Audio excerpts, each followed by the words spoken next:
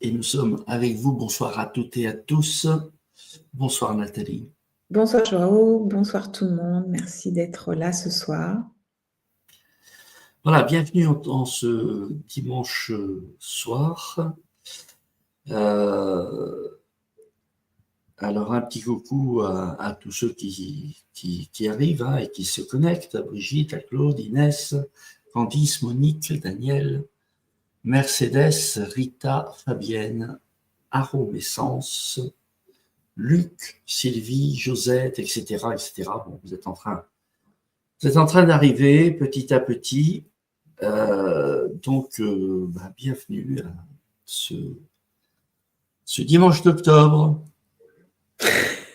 Je sens l'ambiance là.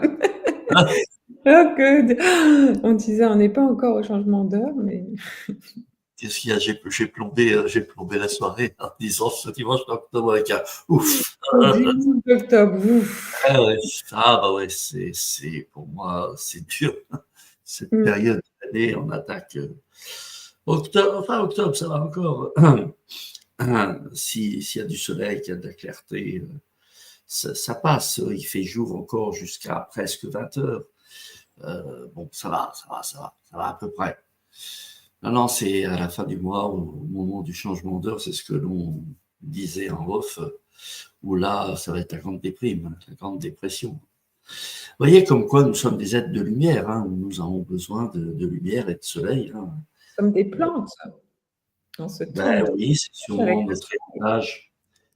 Peut-être notre héritage du plan végétal, sûrement. Où dès qu'il y a un peu de soleil, tac, on se redresse, comme comment ça s'appelle cette fleur là qui tourne, le tournesol. Voilà, alors chers amis tournesol, bienvenue. Bienvenue dans ce mois d'octobre. Voilà, où on va amener quand même de la clarté et du soleil ce soir sur plein de choses. Voilà. On va faire alors, c'est un thème ce soir, comme tu les aimes, Nathalie. Ouais. D'ailleurs, je disais à une copine, à une amie tout à l'heure, je suis motivée pour ce thème. Voilà, j'ai la pêche, j'ai plein de choses à dire. Alors, le titre de ce soir, c'est Satan et Lucifer, les deux faces d'une même pièce. Alors, qu'est-ce que l'on va voir ce soir?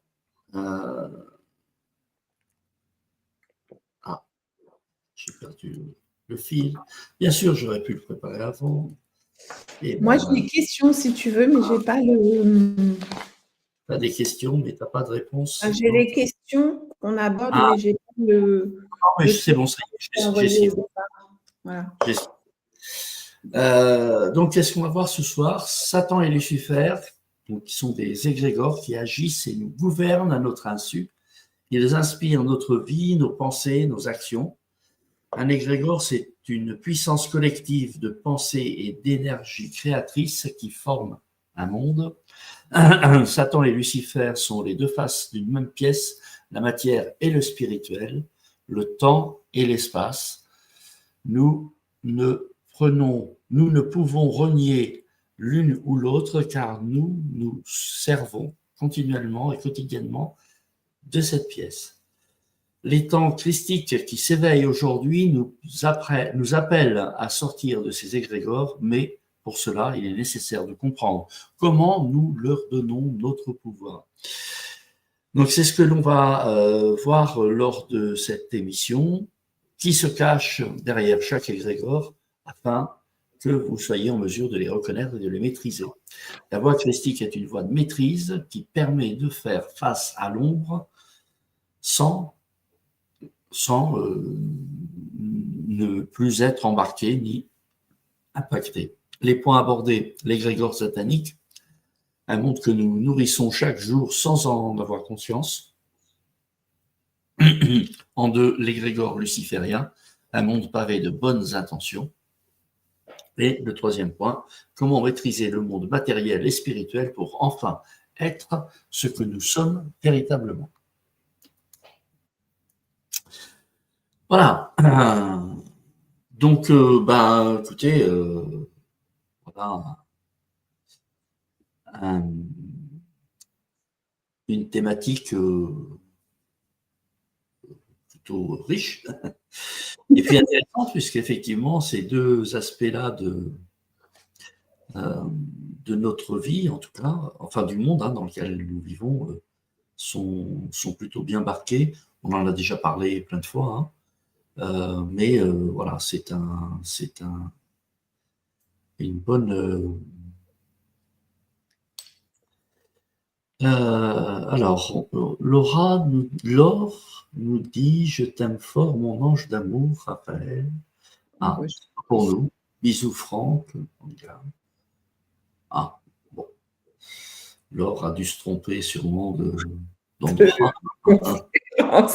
Moi, ce soit bon, soyons fous, accueillons. Voilà.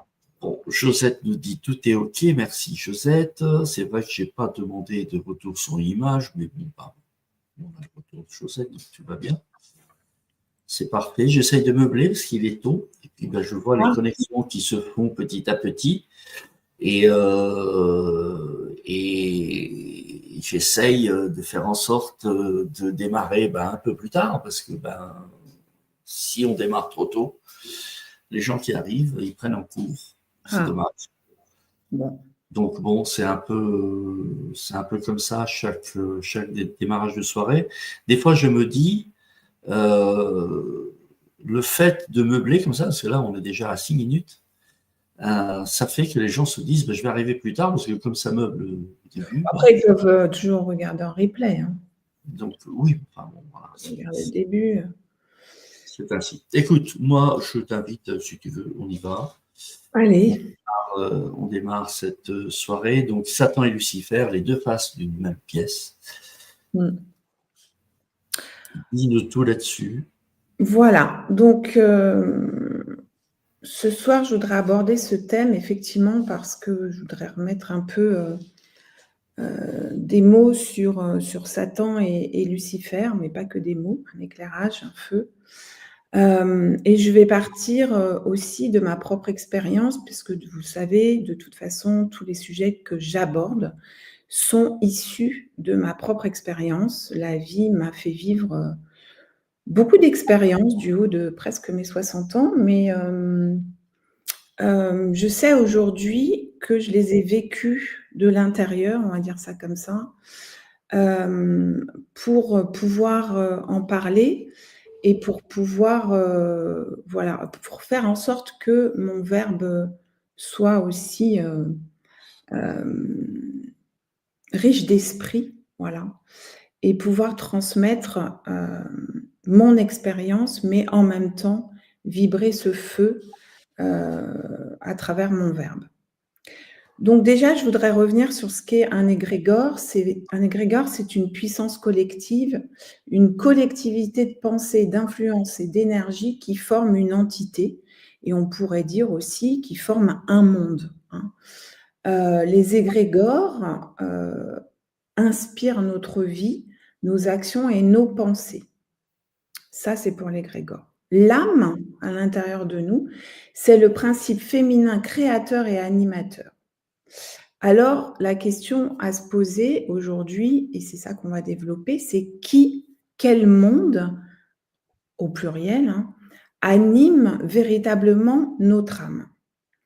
Donc, en ce qui me concerne, et avec l'expérience que j'ai vécue, il y a deux mondes qui sont en fait les deux faces d'une même pièce. Donc, l'égrégore satanique, on va dire, c'est un égrégore qui est en lien avec la matière, qui est en lien avec le matériel, qui est en lien avec un système qui peut nous mettre en esclavage, en fait. C'est un peu le métro boulot dodo. C'est la matière sans l'esprit, en fait. Donc, on va dire, c'est ce que j'ai vécu quand j'étais 20 ans dans la mode, où bien il fallait gravir les échelons, avoir toujours plus, évoluer dans l'entreprise, gagner toujours plus pour voilà, pouvoir acquérir, posséder de la matière, donc plus d'argent, la maison, voilà, tout ce qui va avec ce système, on va dire, d'esclavage, où on est dans, comme vous le savez et certainement comme vous l'avez vécu, il faut que je travaille pour avoir un crédit, pour m'acheter une maison, pour avoir des enfants, pour me marier, pour voilà. Et la vie passe comme ça jusqu'à la retraite, si on y arrive, sans se poser trop de questions. En tout cas, moi, je ne m'en posais pas trop à l'époque parce que c'était comme ça. On m'avait dit que pour réussir dans la vie, eh bien, il fallait avoir un bon job, de l'argent, un mari, des enfants, une belle maison, une piscine, un 4x4, ce que j'ai fait en tant que bonne élève. Et puis, il y a un moment, effectivement, de ma vie où j'ai ressenti que tout ça n'avait pas de sens. Et donc, j'ai mis fin.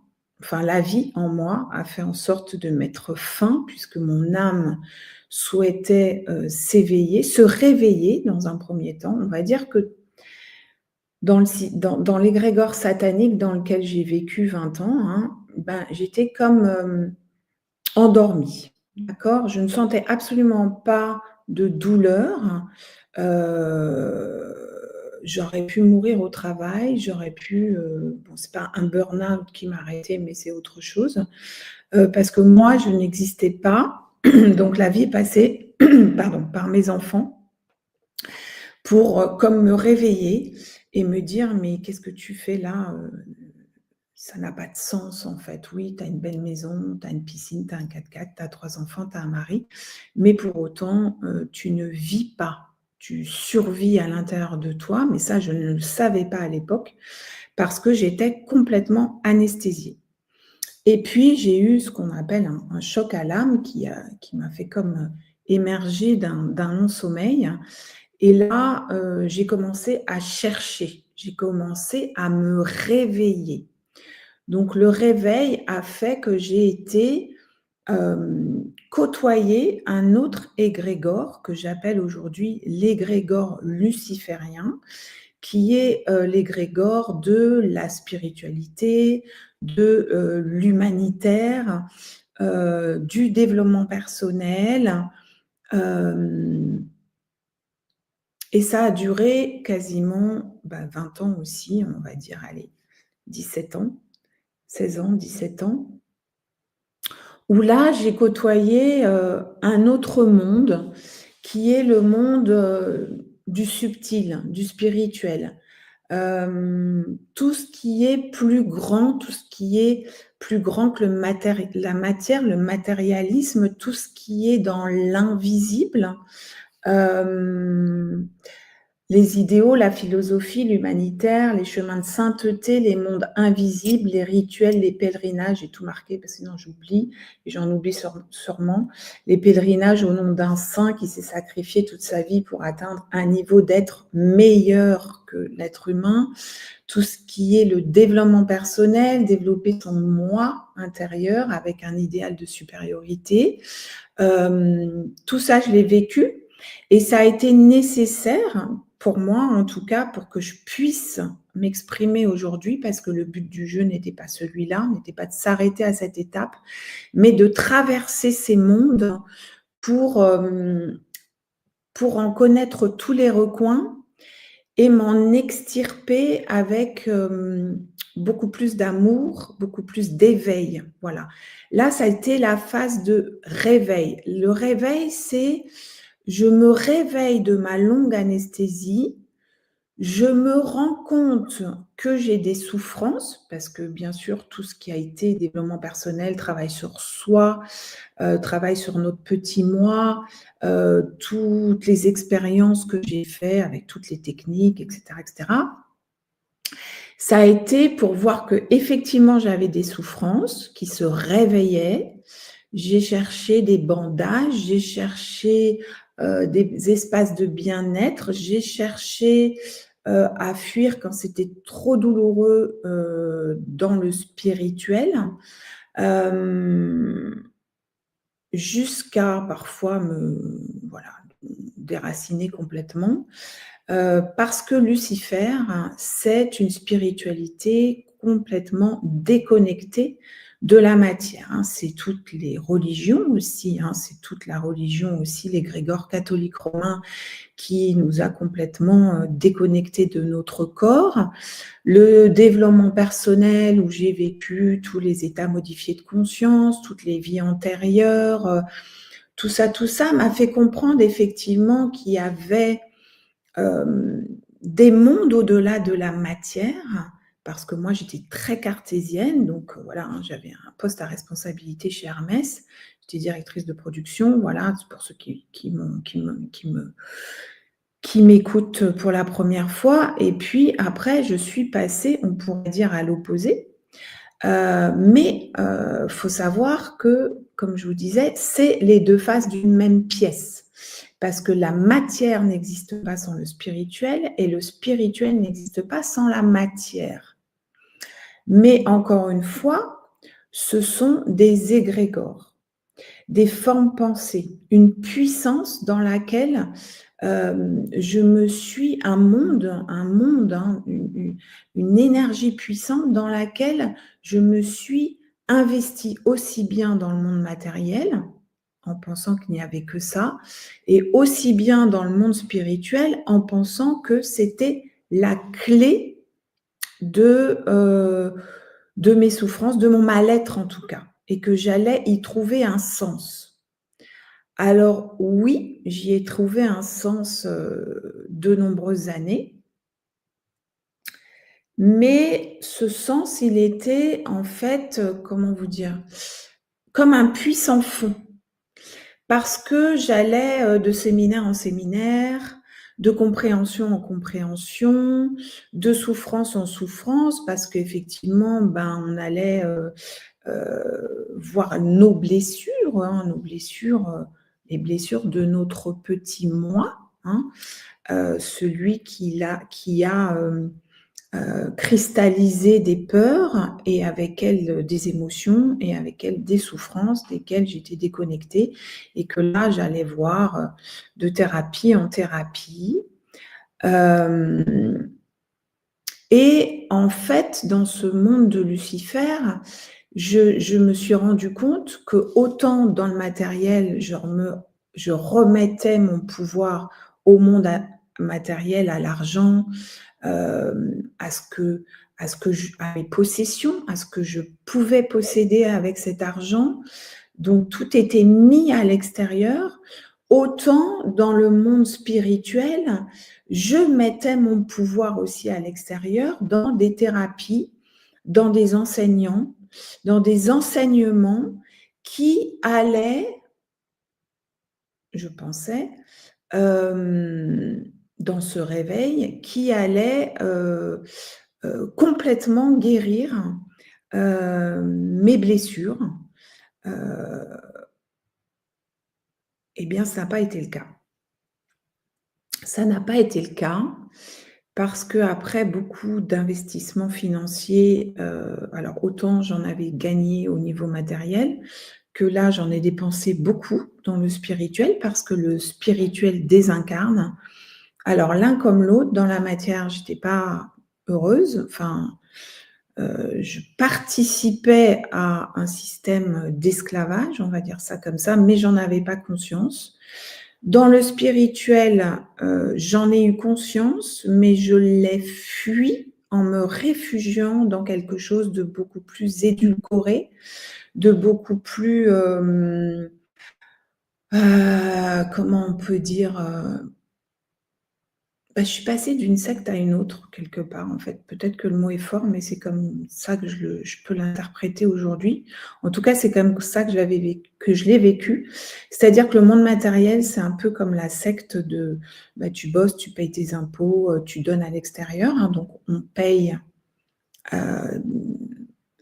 on paye des crédits, on paye, en fait, on n'est pas libre dans notre matérialité ou matérialisme, puisqu'on est, voilà, une secte. Hein, c'est quoi? C'est, eh bien, vous êtes dépendant d'un système que vous financez, que vous payez, donc l'État. Hein. Vous travaillez pour eux. Dans le spirituel, j'ai retrouvé un peu ça, dans le sens où j'avais l'impression de passer d'une secte à l'autre, où chacun prenait sa vérité. Et là aussi, j'ai investi beaucoup, hein, puisque j'ai investi 30 000 € dans tout ce réveil, on va dire ça comme ça, où j'avais vraiment l'impression que voilà, j'allais atteindre un état que des personnes à l'extérieur de moi me semblaient pour autant pas avoir atteint.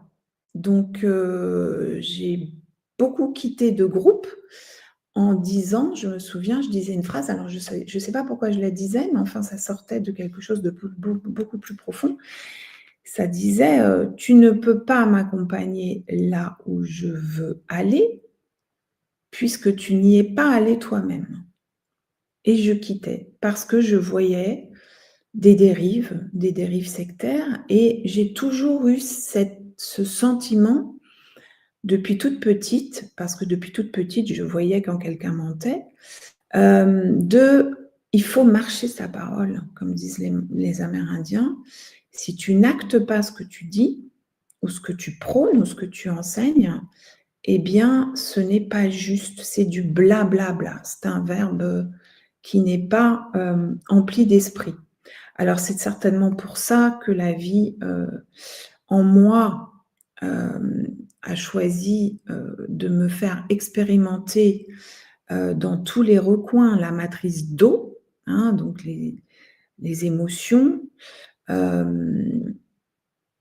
pour pouvoir y mettre du feu, les alchimiser et pouvoir en parler à partir d'un espace alchimisé en moi, en fait. C'est-à-dire être en mesure de traverser les voiles de l'ego de l'autre pour pouvoir, à partir de ce feu éveillé en moi, empuissancer le feu de la personne qui se trouve sur mon chemin et qui le souhaite en tout cas.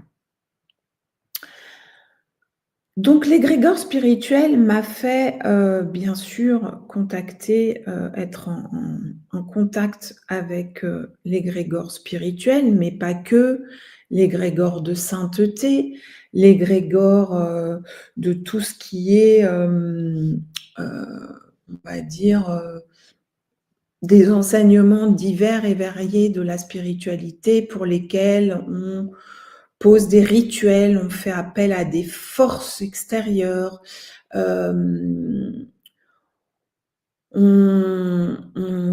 appelle des forces au nom de certains saints ou Jésus ou Marie-Madeleine, etc.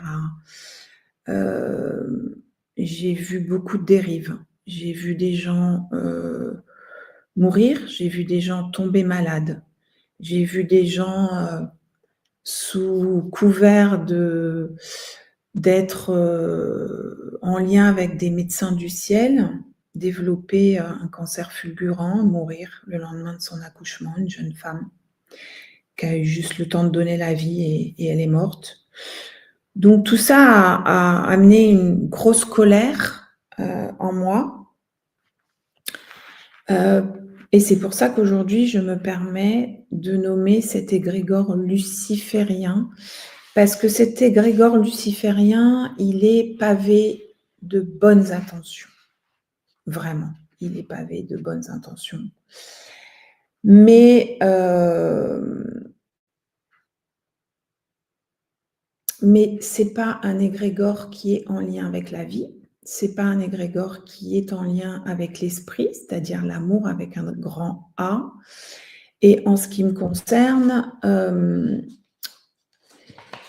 c'est un égrégore qui appelle des personnes comme ça m'a appelé, hein, forcément, puisque voilà, quand on est esclave dans un monde matériel ou de matérialisme, on ne se pose pas de questions en général, comme je vous le disais, jusqu'à si l'âme, en tout cas si c'est son programme de s'éveiller, il y ait un choc.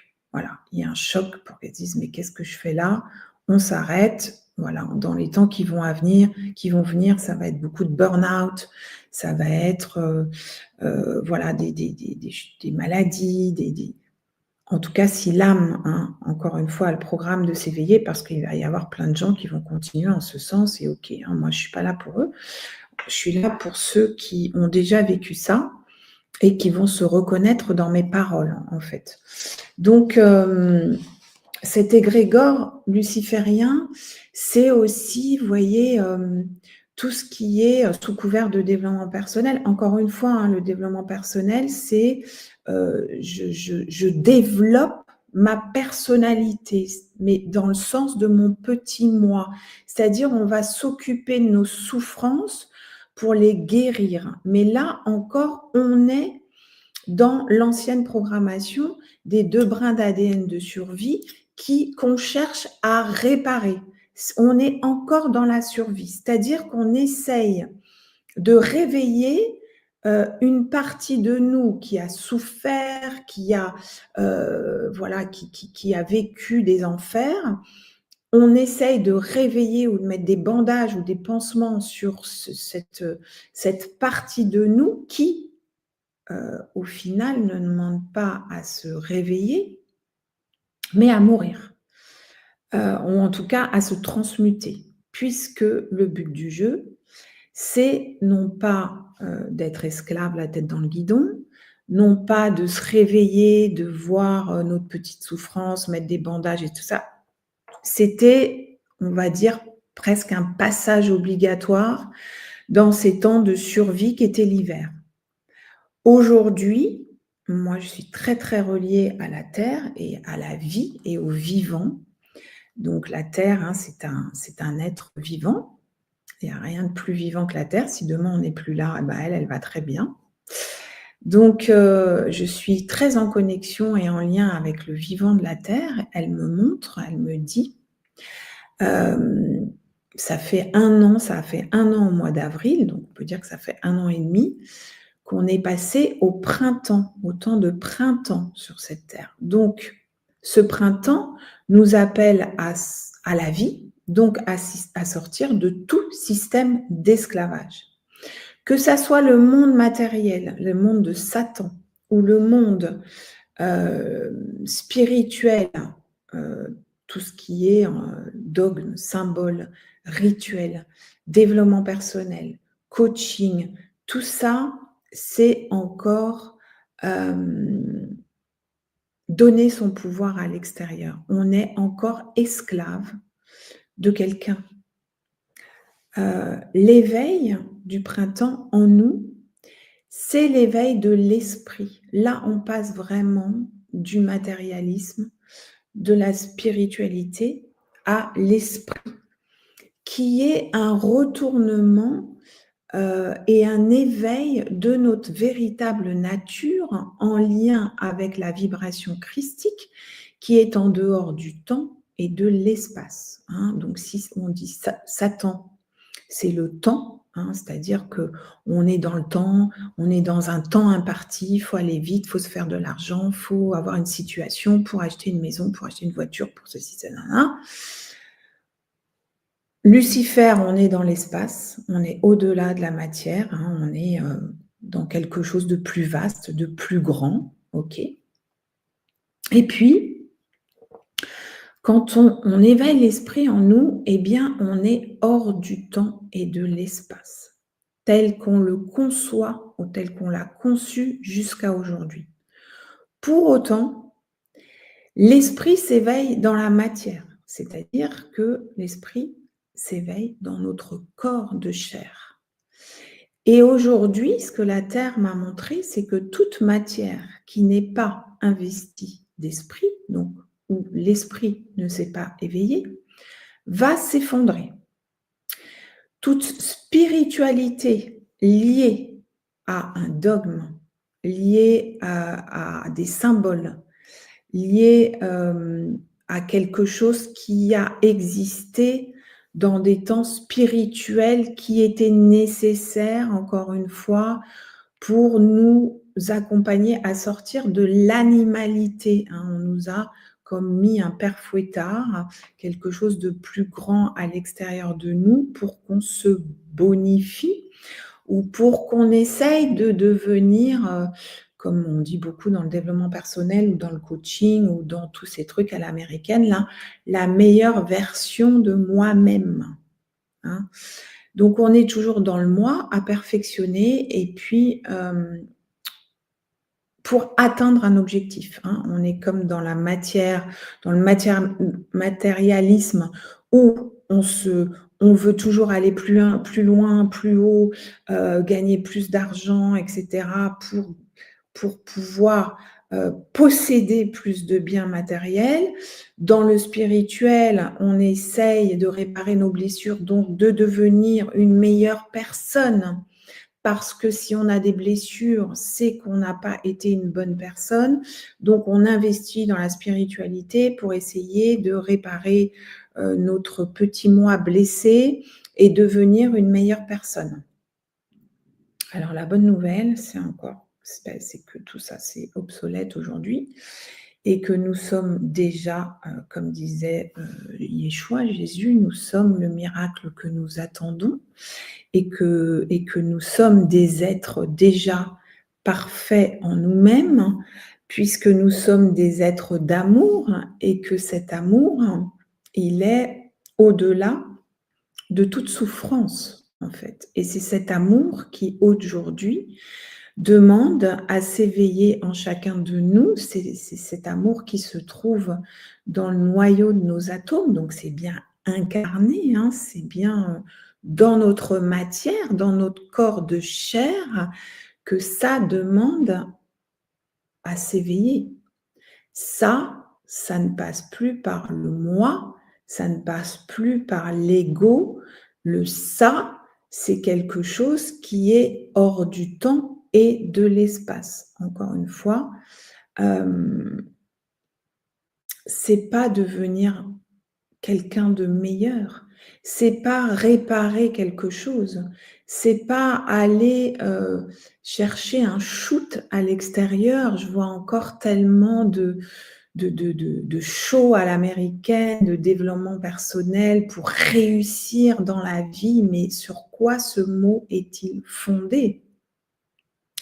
Parce que moi, j'en ai eu des coachs dans ma vie. Alors oui, ça vous donne un shoot d'adrénaline, c'est ce qu'on va chercher en général, dans la matière aussi, aller à un poste à plus de responsabilité, gagner plus d'argent, vous voyez, un challenge, on va aller mettre en route de la dopamine, là, on va aller faire plus de sport, on va aller se forger un corps plus fort, plus costaud, on va aller faire de la chirurgie esthétique pour être toujours jeune, pour pouvoir avoir toujours la pêche, la niaque, etc. On respecte plus les saisons, on respecte plus la vie, on respecte plus la nature. Oui, on a un corps, oui, ce corps a des saisons, et puis il a un potentiel, mais on va le laisser, ce corps. On va le laisser comme on va laisser la matière, comme on va laisser tout ce qu'on a expérimenté dans le spirituel. Mais par contre, notre âme, celle qui souhaite s'éveiller au printemps, en ces temps, elle est éternelle, puisque c'est la vie, et que la vie est un principe éternel.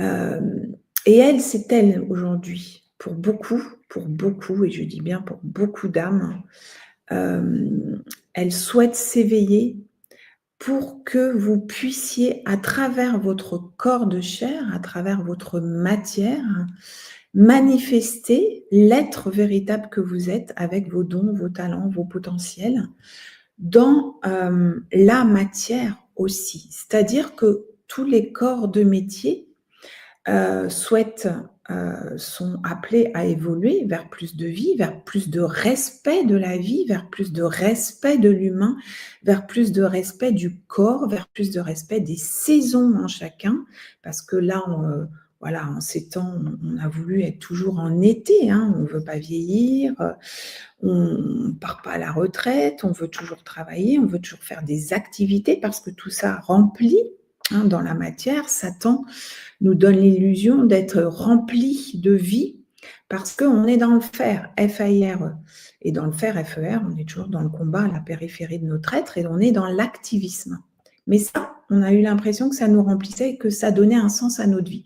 Et puis après, on est parti dans le spirituel. Je suis partie aussi dans le spirituel. Et là, c'était plus édulcoré, c'était plus fantastique, c'était une jouissance d'un autre ordre. C'était une fuite du corps, hein, totale déjà, et puis donc c'est plus léger, hein. Et en même temps, ça va nourrir toute notre victime là, qui commence à émerger avec notre blessure. Donc on cherche un sauveur et puis on donne la faute à des bourreaux. Alors souvent, effectivement, c'est les parents, la famille, le compagnon, etc. Et on reste coincé dans un système où tout à coup, on est totalement isolé. Ça a été mon cas.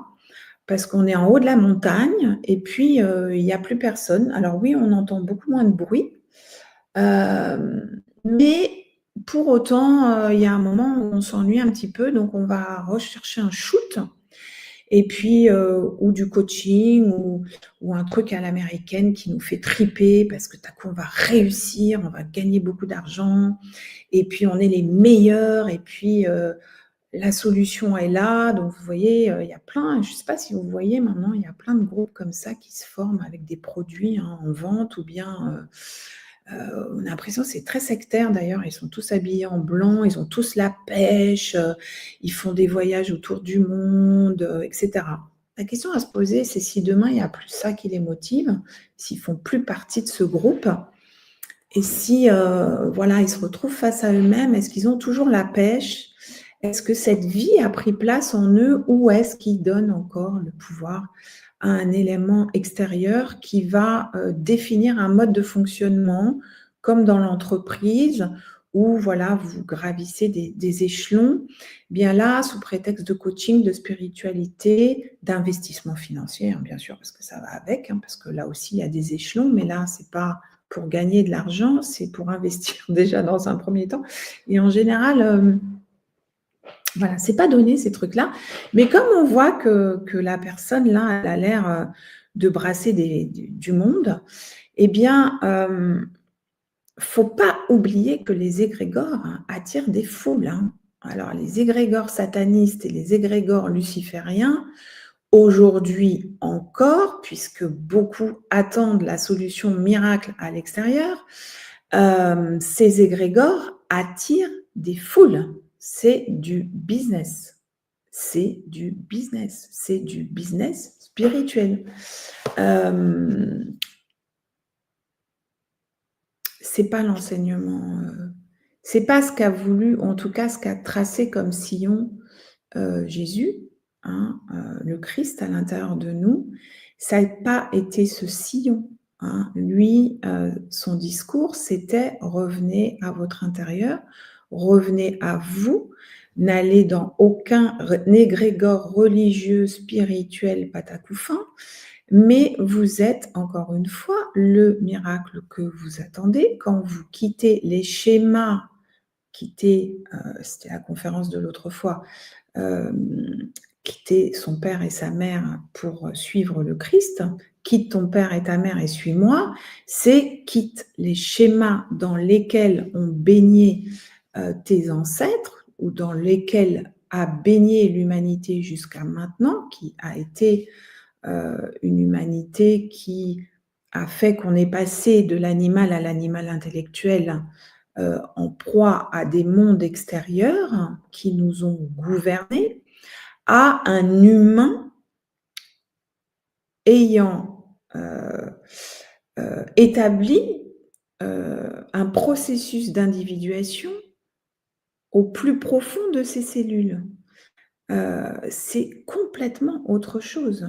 Et ça, on passe du réveil du monde spirituel à l'éveil de notre véritable nature, celle en lien avec la vibration christique, qui est une vibration d'amour, un feu intense qui lui demande aujourd'hui à s'empuissancer pour pouvoir fusionner, éveiller son âme à la vie et en même temps alchimiser toutes nos blessures de non-amour qui nous ont fait tourner en boucle dans ces égrégores satanistes et lucifériens, en sachant encore une fois que le matériel n'existe pas sans le spirituel et le spirituel sans le matériel.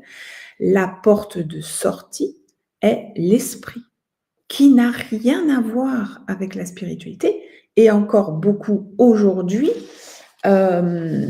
confondent. Pour moi, ces mots, ils ont deux vibrations totalement différentes. Je le redis à chaque fois, la spiritualité n'est pas l'esprit. La spiritualité est un égrégore dans lequel beaucoup ont baigné jusqu'à maintenant, parce que c'était comme ça, parce qu'on était au temps de l'hiver et que dans le temps de l'hiver, eh bien, il fallait s'occuper comment dirais-je, de survivre avec, en écoutant des enseignements extérieurs, un monde matériel qui prenait une façon de faire pour y arriver, et un monde spirituel qui nous disait faut faire comme ci aussi, faut faire comme ça, faut suivre tel enseignement. Si tu veux réussir et avoir plein d'argent comme moi, regarde, j'attire des foules, parce que tout ça, c'est des discours, hein. C'est des discours magnétiques, hein, parce qu'on est tellement en proie à une solution extérieure qu'on va aller baigner dans ces mondes pour trouver encore à l'extérieur de nous le miracle. Alors oui, c'est des shoots d'adrénaline, hein, de dopamine, c'est un shoot de drogue. Hein, quand vous êtes, c'est comme un match de foot. Hein, vous voyez, quand vous êtes porté là par l'égrégore du football. Moi, je voyais mon fils, le deuxième qui aime le foot, il était méconnaissable. Hein, il est pris dans le truc là. Vous avez peut-être déjà vu ça, voilà. Quand vous voyez, vous savez là, comment ça s'appelle, un courant religieux là, qui chante, qui font des louanges à Jésus, à Dieu, etc. Vous voyez comment ils sont portés, hein, bon, bah, le coaching, c'est pareil. Quand vous voyez les shows à l'américaine et le mec, il n'a plus de voix, là, il est là, il vous donne un shoot d'adrénaline. Ah, mais vous ressortez de là, vous appelez toutes vos copines, vous leur dites faut y aller, c'est extraordinaire, ça m'a donné la pêche, mon business va démarrer. Et puis, ben, vous vous rendez compte que un shoot n'a pas suffi, hein. Donc, vous allez réinvestir, puis vous ne vous rendez pas compte, en tout cas, si c'est le chemin de votre âme, encore une fois, de s'éveiller, hein, je ne parle pas de réveil, je parle d'éveil. Si c'est le chemin de votre âme de s'éveiller, eh bien, vous allez voir, parce que j'en ai fait l'expérience, et je peux vous dire que c'est la vérité, qu'au bout d'un moment, votre porte-monnaie va s'alléger, hein, mais que vous aurez encore besoin de shoot, parce que vous n'aurez pas éveiller en vous-même cette vie, cette joie et ce processus d'individuation qui fait que vous n'avez pas besoin de quelqu'un d'extérieur pour mettre en marche votre propre créativité liée à l'âme dans sa programmation en lien avec la vie, le vivant, la créativité qui vous est propre et l'éveil qui, encore une fois, n'a rien à voir avec le réveil. Donc, comment maîtriser le monde matériel et spirituel pour enfin être ce que nous sommes véritablement? Eh bien, déjà, dans un premier temps, ne plus nourrir ces égrégores. Donc, il ne s'agit pas de rejeter la matière, encore une fois, puisque c'est là que ça se passe. alors le spirituel, plus du tout, je suis désolée, mais ça, pour en avoir fait le tour, je peux vous dire que c'est un monde qui va s'effondrer. Et avec ce monde, et bien évidemment, tous les égrégores, le catholicisme, voilà, tout ça. Ça va s'effondrer. Et la matière va se libérer de tout le système d'esclavage, en fait. C'est vraiment, on est à une période là où qui peut s'apparenter à la sortie d'Égypte des Hébreux. Hein. C'est vraiment la traversée du désert et des eaux, hein, pour sortir du système d'esclavage à l'intérieur de nous, alchimiser nos os, EA8, pour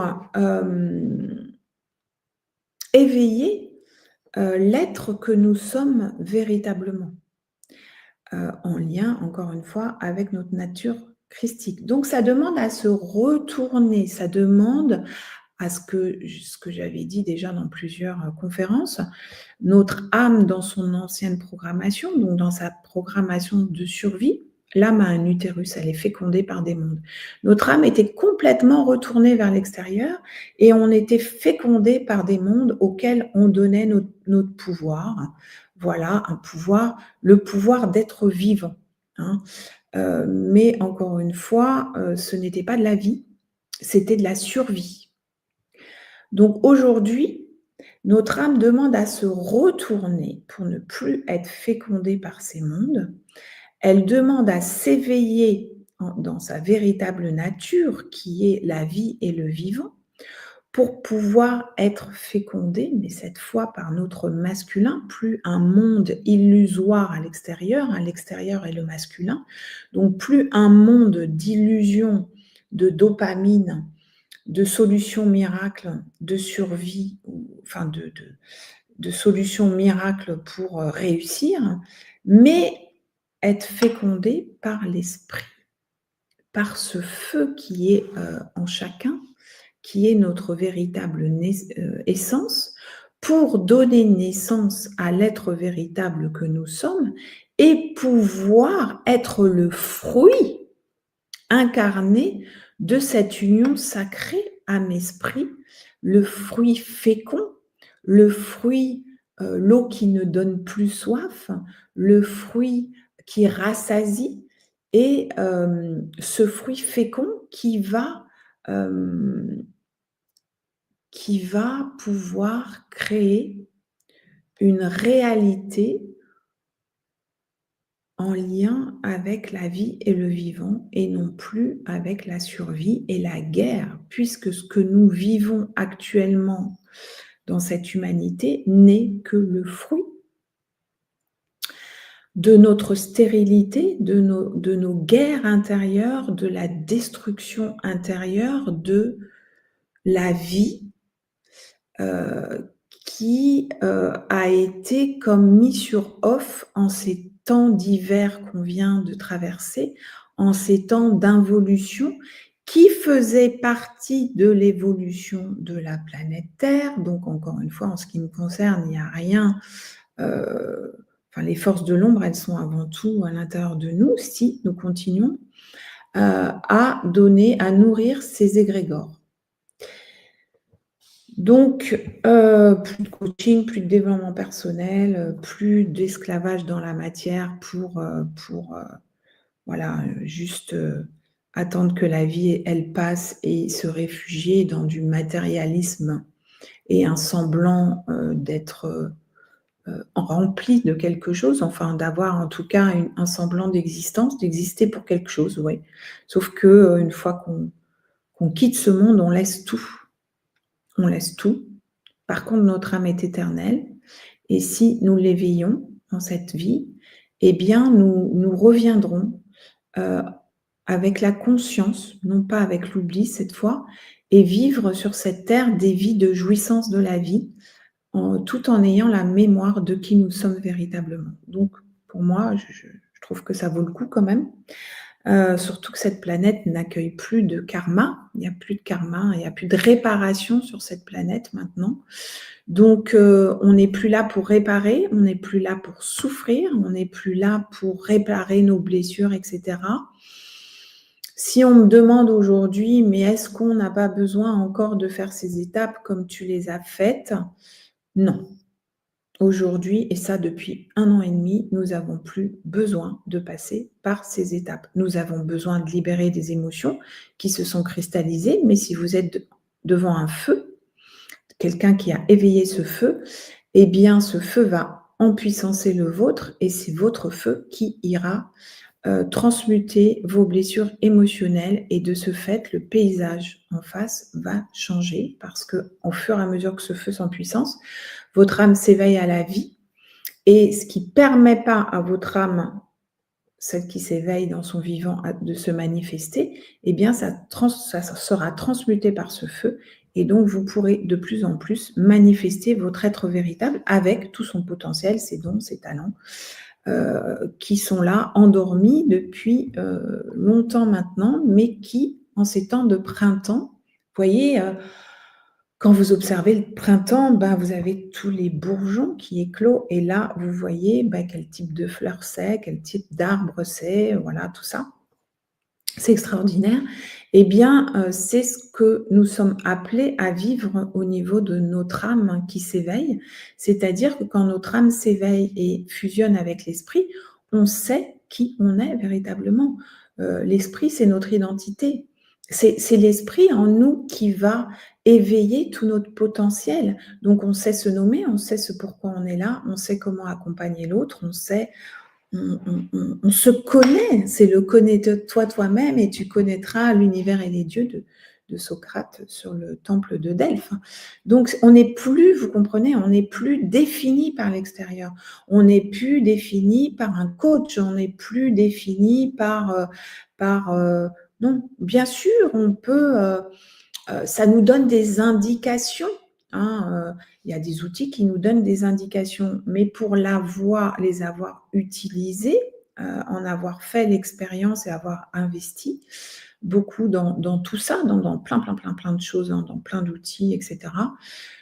Je savais ce pourquoi j'étais faite, mais pour autant, ça ne s'éveillait pas, ça ne se mettait pas en mouvement parce qu'il y avait encore des blessures de non-amour cristallisées qu'on m'éclairait avec une lampe torche ou avec une lampe. Donc ça, c'est tout le travail du développement personnel. Mais pour autant, ou alors qu'on me boostait avec le coaching. Mais pour autant, ma vie ne changeait pas parce que ces mémoires étaient cristallisées et que là, il me fallait un feu pour que mon feu sans puissance, en tout cas, pour pouvoir alchimiser ces blessures et manifester la véritable Nathalie. Parce que dans notre état originel, en fait, il n'y a que la vie, il n'y a que l'amour et la vie qui demandent à s'éveiller dans ce corps de chair pour faire que ce corps devienne un réceptacle de la vie. Dans notre nature originelle, il n'y a pas de spiritualité, il n'y a pas d'esclavage, il n'y a pas de développement personnel. Tout ça, c'est la création de l'animal intellectuel en phase de devenir humain. C'est encore un système involutif qui nous a permis de survivre en ces temps d'hiver pour, on va dire, nous faire patienter.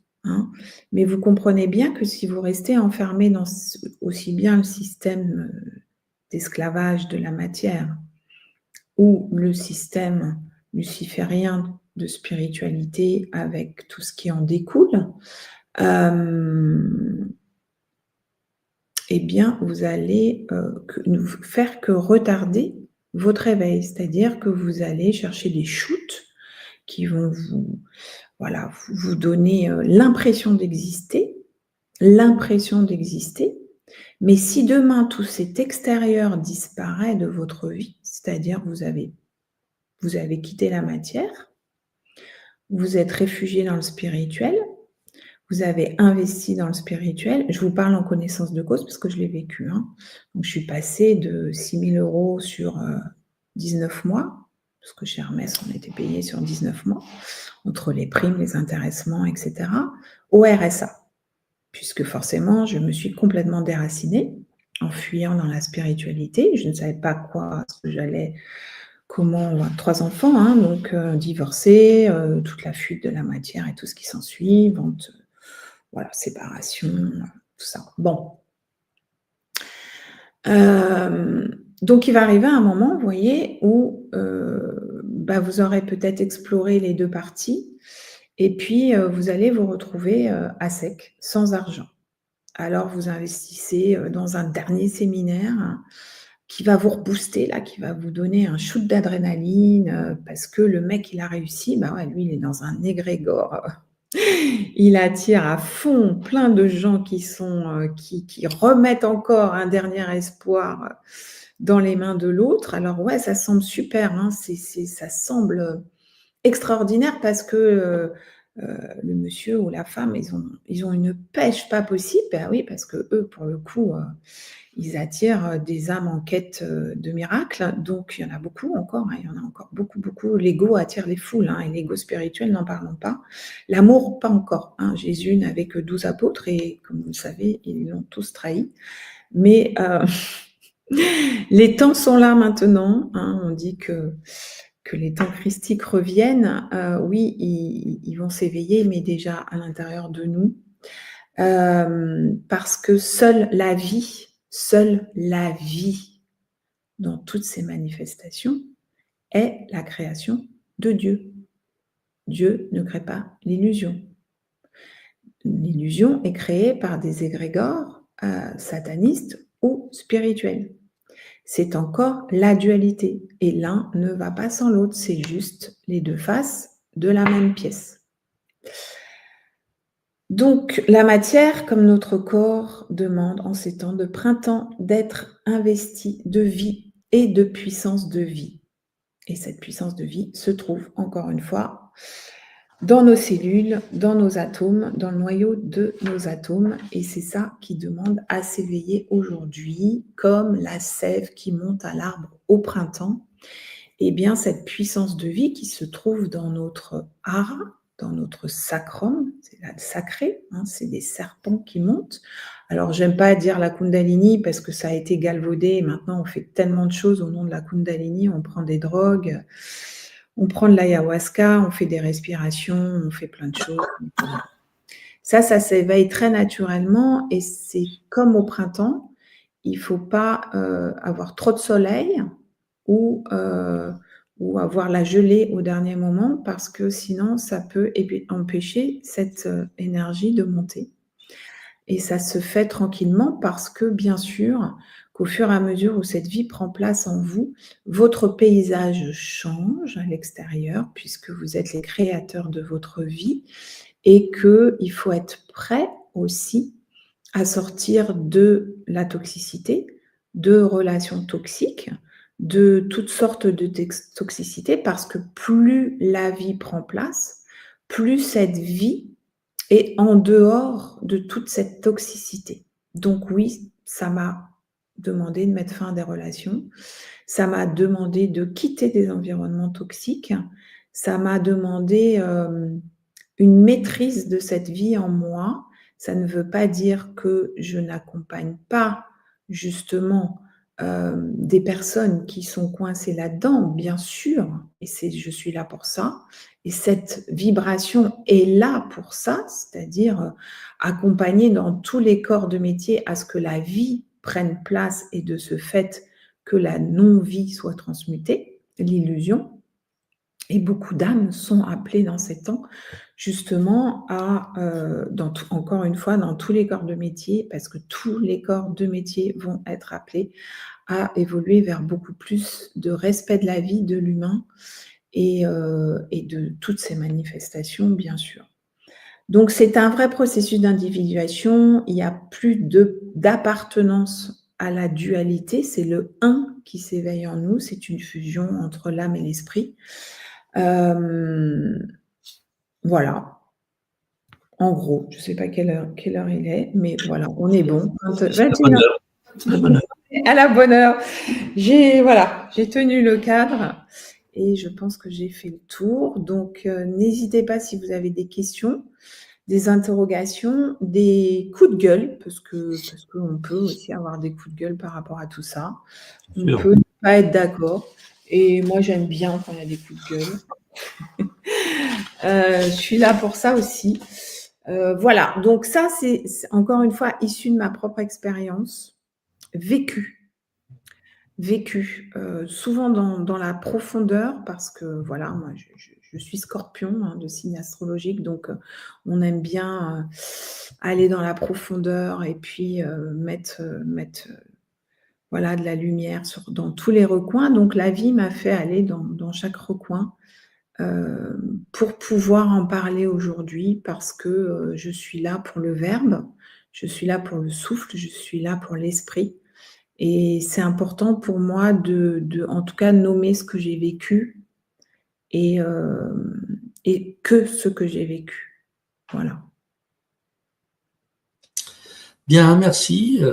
Donc effectivement, on peut se faire un petit temps questions-réponses si vous voulez bien, les uns et les autres. Voilà, on attend vos réactions par rapport à ce qui a été dit. C'est un discours qu'on n'entend pas partout. C'est pas la première fois qu'on a ce discours sur ADN. On l'a en fait assez régulièrement. Je crois que maintenant un certain nombre d'entre vous sont habitués un petit peu à ça. Il y a mes fameux coups de gueule aussi. Beaucoup de gens comprennent pas. Enfin, beaucoup, j'en sais rien s'il y en a beaucoup ou pas, mais je vois par exemple des commentaires quelquefois et dont je vois bien que la personne ne comprend pas trop et pense que je suis en train de critiquer quelque chose. Je critique rien et Nathalie n'a absolument rien critiqué. On ne critique pas des gens qui sont là-dedans, mais bon, il faut expliquer. Par rapport à mon expérience, c'est comme une sagesse qui en découle en fait. Donc, si on peut éviter à des personnes de rester coincées là-dedans et de leur dire, mais il y a une autre alternative, et cette alternative, elle demande à être éveillée en vous, et ça fait partie d'un vrai processus d'individuation et d'une vraie liberté d'être qui on est. Ouais, en fait, ce que tu cherches, c'est pas par là, c'est par là. Voilà, c'est de dire, voilà, il y a une autre voie qui est la voie christique. La voie christique est une voie d'urgence. C'est pour ceux qui en ont vraiment marre de souffrir et qui sont prêts à éveiller l'être véritable qu'ils sont. Voilà. On attribue ça à Melchisédek, je ne sais pas si c'est le cas ou si ce n'est pas le cas, mais ce fameux dicton qui dit « Ce que l'homme n'apprend pas par la sagesse, il l'apprendra par la souffrance ». Oui. Pourtant, et puis il y a cet autre truc qui tourne depuis maintenant, mais qui a tourné un bout de temps. Cette fameuse histoire où je me plains un peu le temps que vous posiez vos questions. Donc posez-nous des questions là-dessus. Vous êtes d'accord, vous n'êtes pas d'accord, comment vous voyez ça? Est-ce que voilà. Comment vous pouvez le vivre dans votre quotidien, si vous le vivez dans votre quotidien. Venez enrichir le débat, ce serait intéressant parce qu'on pourrait poser peut-être des vrais exemples. Alors, je voudrais juste préciser que mon discours n'est pas de refuser la matière et les finances qui en découlent, d'accord? Non, c'est tout l'inverse. Mais c'est orienté, tout investissement est orienté vers la vie, le vivant et tout ce qui en découle. C'est-à-dire qu'on va faire des choses qui nourrissent la vie et le vivant en nous. On va investir, je ne sais pas, dans des objets qui permettent de nourrir la vie en nous. Vous voyez, c'est toute une autre façon. On va plus posséder, on va plus acheter pour posséder, on va plus acheter au-delà de nos besoins. Vous voyez, c'est trouver vraiment un équilibre qui permet la vie et qui nourrit la vie en nous, en fait, avant tout. Parce que être dans un système d'esclavage, moi je l'ai vécu, hein, tu as 5 semaines de vacances, tu as 3 enfants à la maison, métro, boulot, dodo, tes vacances sont comptées. Bon, bah, après, quand tu pars en vacances, bah, forcément, ça coûte cher, mais en même temps, tu en as besoin parce que tu n'as que ce temps qui t'est imparti. C'est un stress pas possible. Puis quand tu pars en vacances, tu as tellement de responsabilités que finalement, tu décroches pas de ton boulot. Vous voyez, c'est tout un autre système qui va se mettre en place. Hein. C'est pas parce que j'ai gagné beaucoup d'argent. Finalement, je me sens beaucoup plus riche aujourd'hui à l'intérieur et avec des besoins beaucoup moins importants. Parce que finalement, quand j'ai été chez Hermès, j'étais dans une usine à gaz parce que j'avais une nounou à la maison, je ne pouvais pas faire autrement. Donc, je payais l'URSSAF, je payais les impôts, je payais machin. Quand j'ai été au RSA, bah, certes, je ne payais plus rien, mais je ne vivais plus. Voilà, donc cette voix qui se demande à s'éveiller, ce Christ en nous, est un véritable équilibre entre l'esprit et la matière. C'est des épousailles, hein. C'est des épousailles fécondes, mais on ne perd plus d'énergie, c'est-à-dire qu'on s'aime et on est suffisamment en lien avec notre être véritable pour savoir qu'est-ce qui ferait en sorte de nourrir la vie en nous sans pour autant se disperser ou disperser notre énergie, en fait. Voilà. Donc, en attendant vos questions et vos commentaires, on va vous proposer également l'atelier que tu as préparé, Nathalie. Le 13 octobre. Le 13 octobre. Donc, cet atelier se nomme « Se libérer des égrégores ». Oui, alors comme ce mois-ci, il n'y a qu'un atelier et que là, j'ai déjà dit beaucoup de choses, je dis à Joao, peut-être que c'est mieux de transmettre un chant, comme je fais en général dans le 3e atelier. Comme ça vous laisse le temps d'écouter le chant avant l'atelier.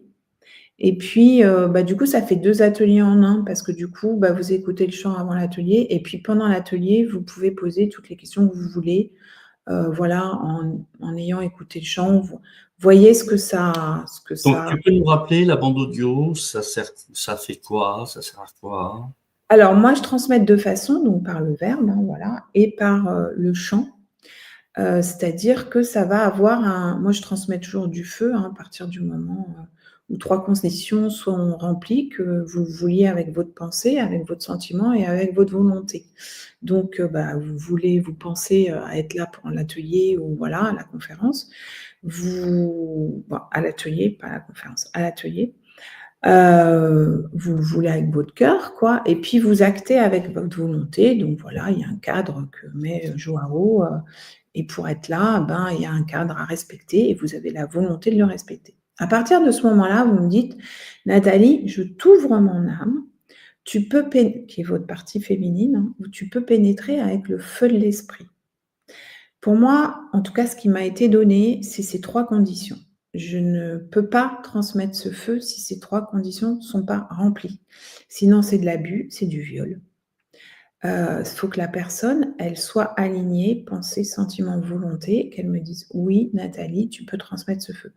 Ce feu, c'est une pénétration vibratoire qui va empuissancer votre feu, qui se trouve dans le noyau de vos atomes. C'est un empuissancement, c'est une vitesse en fait, hein, c'est une vibration qui va s'empuissancer en vous.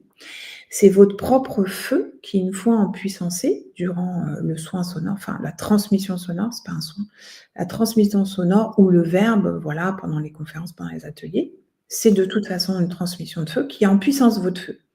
Votre feu, il va faire quoi? Il va aller à la fois éveiller ce qui doit l'être, éclairer ce qui doit l'être et transmuter ce qui doit l'être pendant cet atelier, durant cet espace et ce temps. Même si ce feu est hors de l'espace et le temps, et du temps, vous avez quand même des mémoires qui font partie de cet espace et de ce temps. Donc, ça va aller transmuter dans votre structure. Donc, n'oubliez pas que ce que vous avez cristallisé fait que vous vivez dans une expérience, dans un temps donné, avec des gens qui sont là, avec un travail peut-être, avec voilà, des expériences.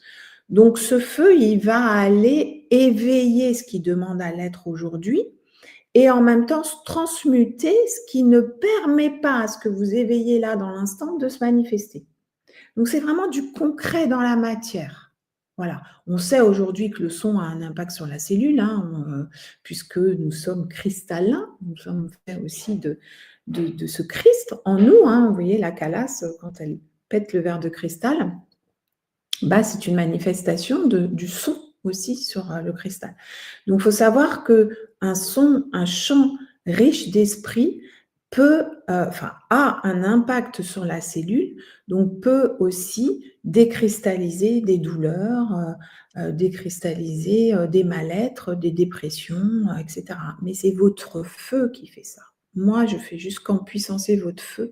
Et donc, pour ça, j'ai dû, pendant des années, être accompagnée, moi, voilà, empuissancer le mien et pouvoir aujourd'hui traverser vos voiles de l'ego sans en être impactée parce que j'ai été moi-même dans ma matrice d'eau les traverser et alchimiser tout ça. Donc, je peux traverser vos souffrances sans être plus impactée parce que j'ai transmuté les miennes et voilà, impacter directement, vibrer directement dans le noyau de vos atomes pour empuissancer votre essence, votre feu, votre être véritable qui va, encore une fois, éveiller ce que vous êtes véritablement avec toute votre boîte à outils.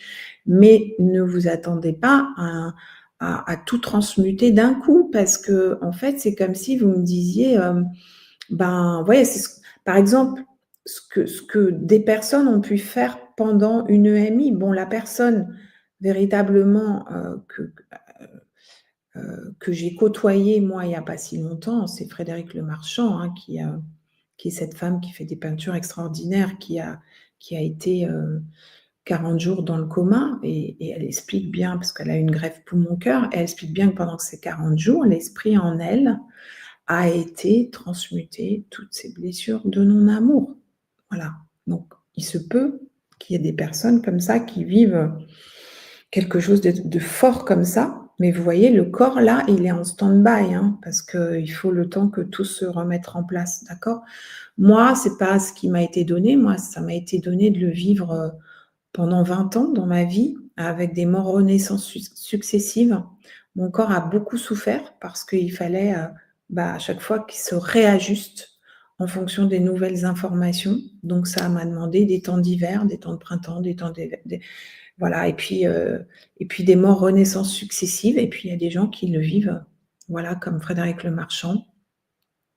C'est une des seules personnes, avec la personne qui m'a accompagnée, où j'ai pu vraiment sentir cet esprit. Pourtant, je suis restée qu'une journée avec elle. Mais si vous avez l'occasion de voir ses peintures ou d'assister à un petit séminaire, si elle en fait un, vraiment, je vous invite à y aller parce que c'est vraiment de l'esprit. Voilà, et c'est rare de voir d'être en contact avec des personnes. Voilà. En général, on a beaucoup souffert parce que c'est comme si on avait fait ce travail-là d'alchimisation par la souffrance, parce que les temps n'étaient pas là encore pour qu'on puisse le réaliser dans la sagesse. Mais aujourd'hui, depuis 1 an et demi, il y a des gardiens et des gardiennes du feu sacré de l'esprit qui vont s'éveiller et qui peuvent, par leur présence, vous fournir ce feu qui vous évite encore de faire l'expérience de la souffrance parce qu'elles l'ont comme faite pour vous, comme le Christ l'a fait en traversant la matrice d'eau. Il était déjà ce qu'il était et c'est pour ça que Jean le Baptiste lui dit « Mais je ne comprends pas pourquoi tu veux te faire baptiser, tu es déjà cela. » Et lui, il dit « Non, mais tu comprendras plus tard. » Et en fait, effectivement, il a eu besoin de traverser cette humanité pour avoir aussi ce côté humain, comprendre, avoir la vraie compassion et pouvoir, à partir de l'espace du Père en lui, du feu de l'esprit, vibrer et transmuter, ne serait-ce que les 7 démons de Marie-Madeleine. Il n'a fait que transmettre son feu pour que ces centres énergétiques, ces chakras, puissent s'équilibrer et puissent s'éveiller à la vie et transmuter l'illusion de laquelle elle était emprisonnée. Est-ce Bien. qu'on a des questions? Eh ben, écoutez, si vous voulez donc rejoindre l'atelier avec Nathalie le 13, vous avez le lien qui se trouve juste sous la vidéo.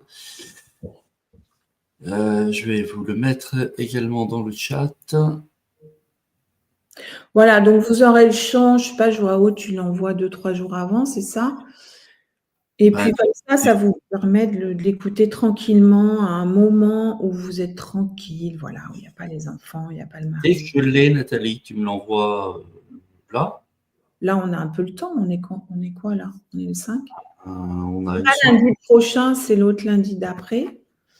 Voilà, mais je ne l'ai pas fait encore, hein. Sachez que quand je c'est pas lundi là, c'est dans une semaine. Ouais.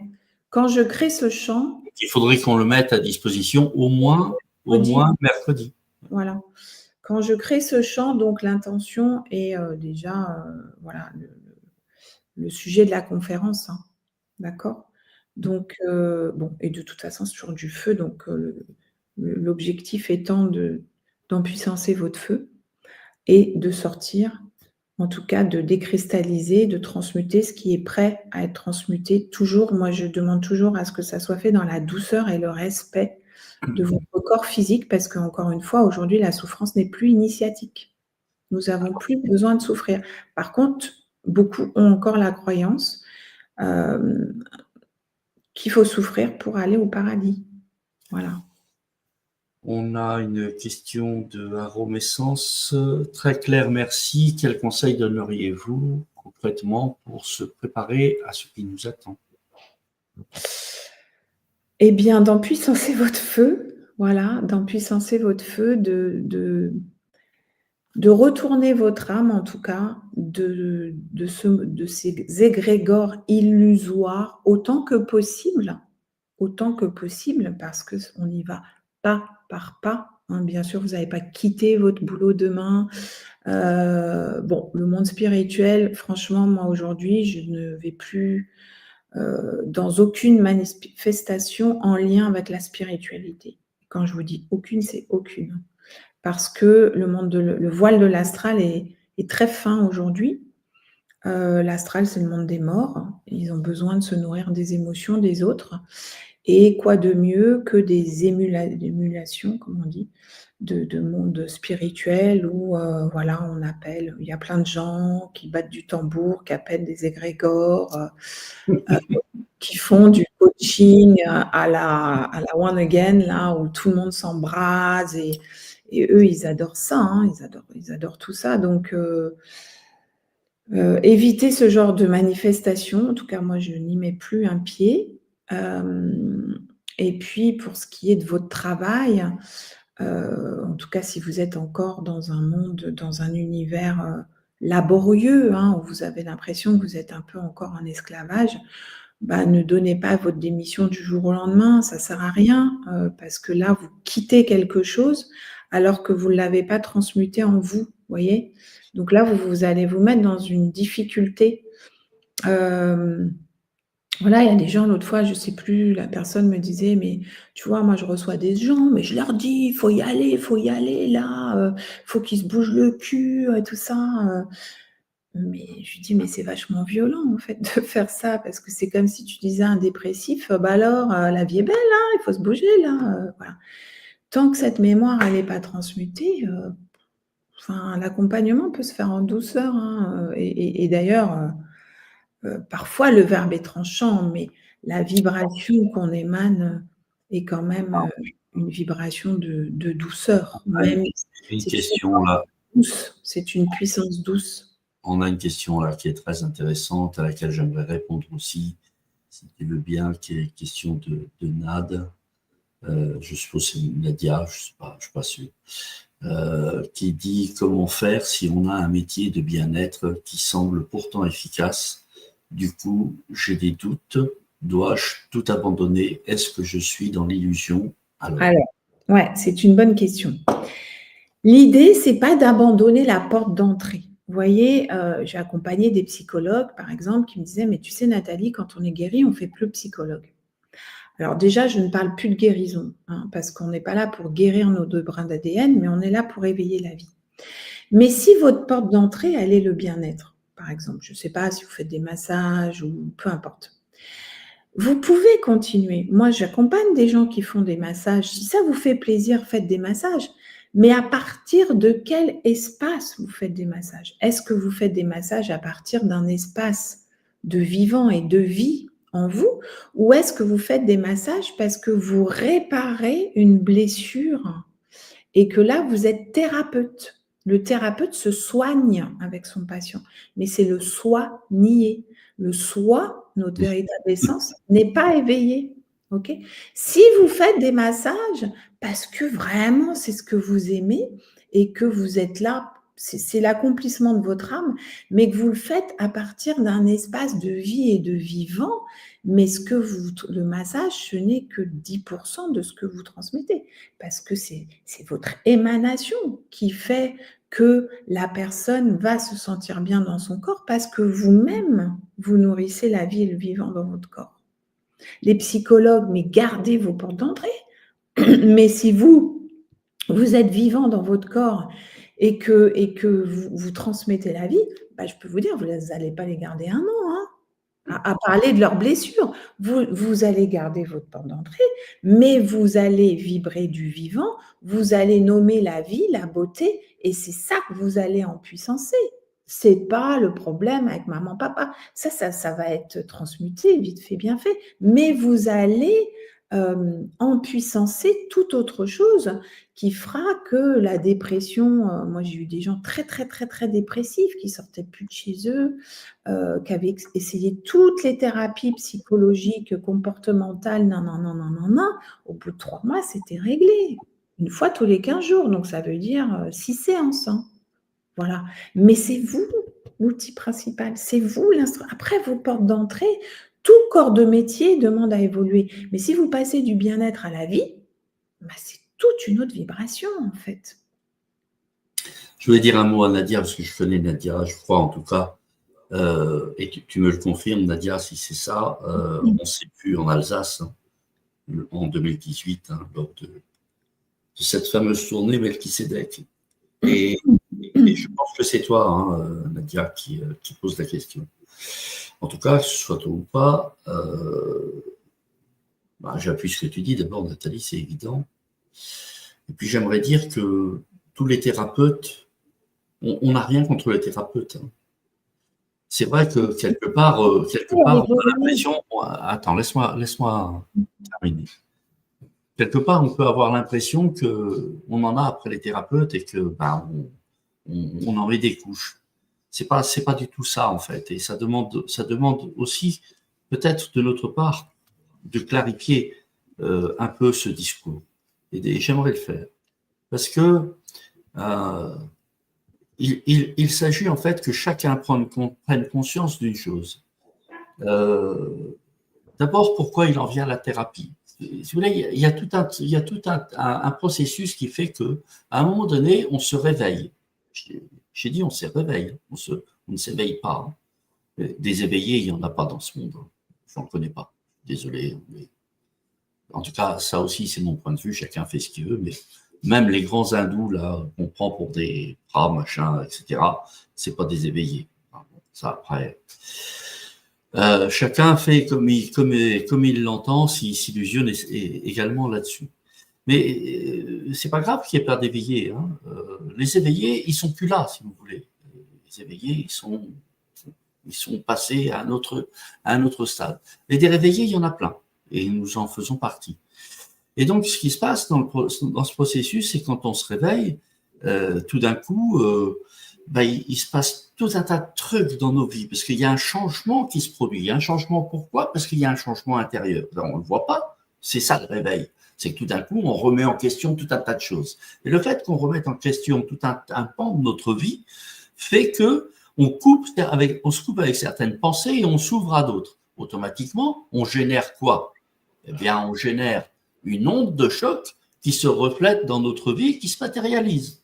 Et ça fait que on s'éloigne de nos amis, on se prend la tête avec nos familles, on se prend la tête avec nos amis, des fois même au sein même de notre couple, parce que on n'arrive pas à expliquer à l'autre que quand il fume sa clope, qu'il boit ses bières. Alors là, je prends le cas d'une femme pour un homme, mais ça pourrait être l'inverse aussi. Bref, voilà, ça fout le bordel. Donc nos vies changent. Et puis, une grande majorité se disent, pour vivre cet élan spirituel nouveau qui est en moi, je vais être thérapeute. Je vais aider les autres. C'est une illusion phénoménale. Alors, Nadia, si c'est toi à qui je pense, Nadia était, et je ne sais pas si tu l'es encore, infirmière. Et d'après ce que j'ai pu comprendre, tu as arrêté ton métier d'infirmière pour te mettre en tant que thérapeute. Et en plus, je te connais, donc je connais ton énergie, je t'ai vu, je t'ai senti. Je sais qui tu es. J'ai vu en toi. Et je peux te dire une chose, c'est qu'en fait, tu n'as aucun effort à faire ce que tu fais. Tu fais partie de ces gens, en effet, qui sont les soignants. Pas soignants, mais qui sont dans cet accompagnement de soins. Et tu n'as aucun effort à faire parce que c'est en toi, c'est ta nature. Mais quand je vois un boulanger ou une boulangère qui devient thérapeute, alors que sa nature, c'est d'afficher un sourire extraordinaire en train de vendre son pain, et qu'en faisant ça, elle transmet du bonheur. Je lui dis, mais tu deviens thérapeute pour faire quoi? Tu es déjà dans ton rôle. Tu es déjà dans ton être-té. C'est que tu ne le sais pas. Donc, vous voyez, Nathalie vous a parlé justement le sujet de ce soir, Satan et Lucifer. Il y a cette grande illusion. Quand on rentre en spiritualité, l'une des premières choses qu'on entend, qu'on n'avait jamais entendu jusque-là, c'est l'illusion. Oh, c'est quoi ça? C'est quoi? Je suis illusionné? Je suis quoi? C'est une illusion, mon truc? On comprend pas. Et puis on nous a encore jamais mis devant ce truc-là. Et tout d'un coup, on fait, oh le coup, merde, fou. Alors, eh bien, la spiritualité, comme le dit Nathalie, c'est une grande illusion également. Vous savez, c'est complètement fou. C'est dingue. Je vais répéter encore, et je le répéterai autant de fois qu'il le faudra. Mais il n'y a aucun effort à être avec Dieu. Parce que Dieu, c'est la vie qui coule en toi. Alors, si tu es vivant, je ne vois pas où tu as un effort à faire pour être en présence du divin. Excuse-moi, hein, mais c'est d'une simplicité phénoménale. Il n'y a rien d'autre à savoir, il n'y a rien d'autre à comprendre là-dedans. Donc, si tu veux vivre la spiritualité, attache-toi seulement à ta vie intérieure. Et combien de fois tu le fais par jour? 0. Tu es tout le temps en train de chercher un truc à droite, à gauche, etc. Regardez tout le discours que l'on a, que ce soit Nathalie ou les autres intervenants. En tout cas, sur cette chaîne, on a toujours ce discours-là. De vous dire, dedans, t'as pas d'effort à faire. C'est là. Il n'y a rien à soigner. Parce qu'il n'y a rien qui est détraqué. C'est juste l'illusion que tu crois que tu es détraqué. Tu n'es pas détraqué.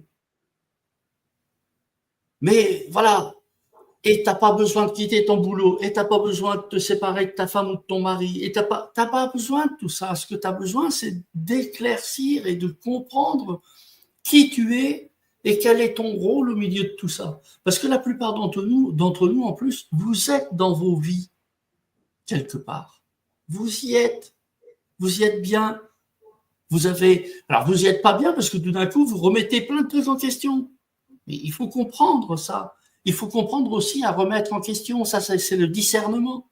On apprend à discerner les choses. C'est ce que Jésus appelait séparer le bon grain de l'ivraie.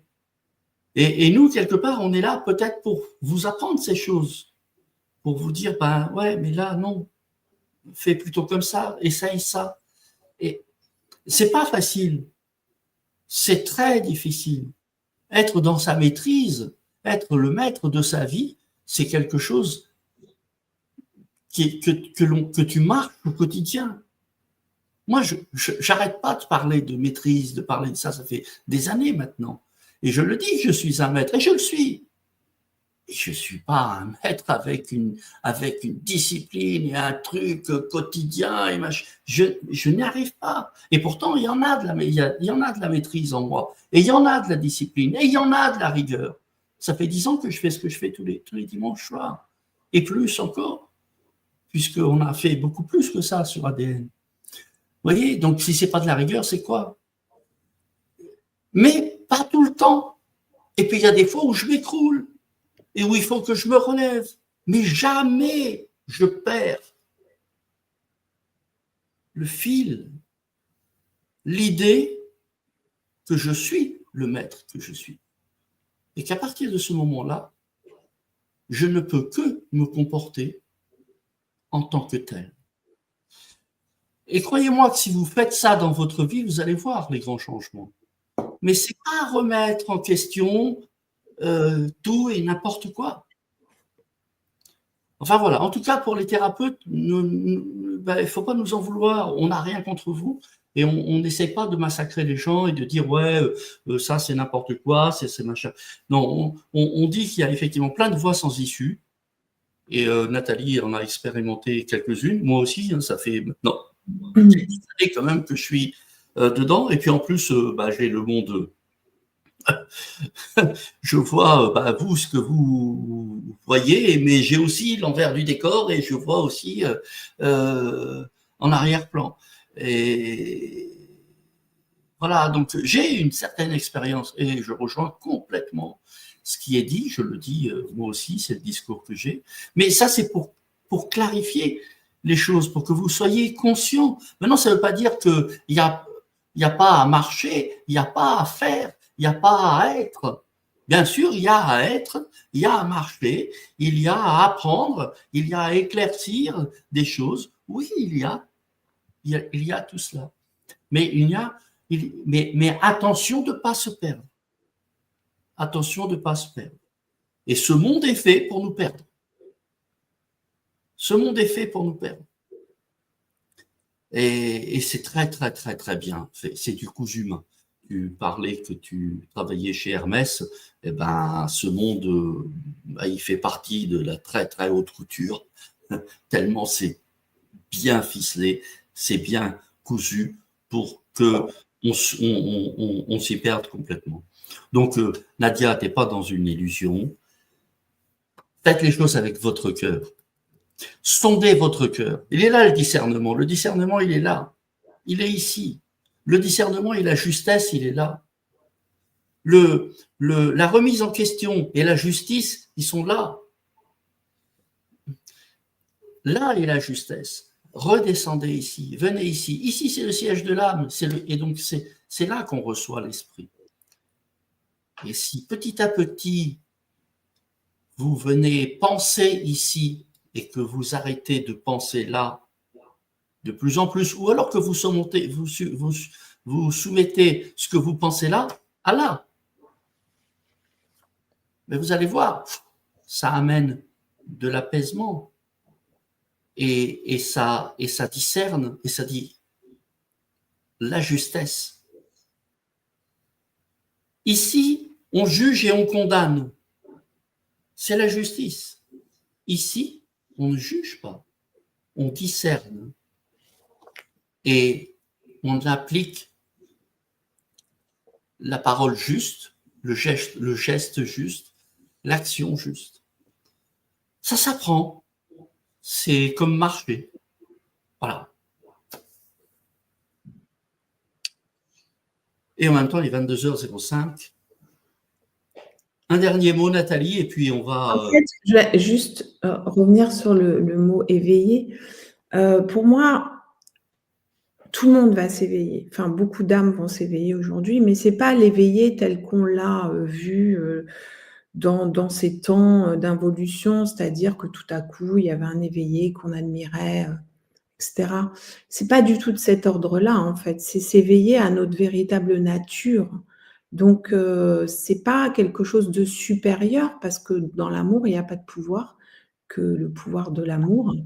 Et mais il n'y a pas de pouvoir de supériorité ou quoi que ce soit. Donc, c'est une maîtrise effectivement de l'illusion et c'est un éveil à notre véritable nature, mais en aucun cas, c'est, un maître tel qu'on a pu le voir, voilà, ou tel qu'il nous a été montré en ces temps d'involution. Et pour ce qui concerne le thérapeute, ce mot a été, dans ces temps d'involution par le fait qu'on ait, mis sur off notre énergie de vie. Le thérapeute auparavant, au temps de la médecine hippocratique, c'était celui qui éveillait la santé chez l'autre et quand la santé était éveillée, forcément la maladie, partait, se transmutait. Donc bien sûr, beaucoup d'âmes sont appelées encore à prendre soin des autres parce qu'il y a des mémoires par rapport à ça. Le thérapeute aujourd'hui demande à s'éveiller pour devenir le vrai thérapeute d'antan, celui de la médecine hippocratique. Et il y en a des bons, et il y en a des bons.